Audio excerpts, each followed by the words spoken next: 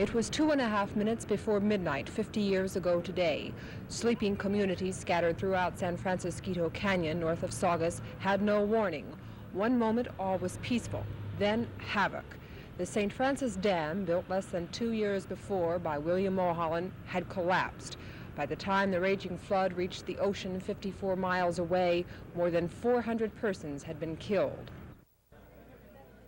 A half-century later, hardly anyone has heard of St. Francis Dam. For whatever reason, it's a seldom mentioned part of the state's history. But these people remember, these are some of the survivors of the St. Francis Dam disaster. This is the first and perhaps the only reunion of St. Francis Dam survivors. Lost all of our property, our house and garage and barns and everything. And you lost some of your neighbors?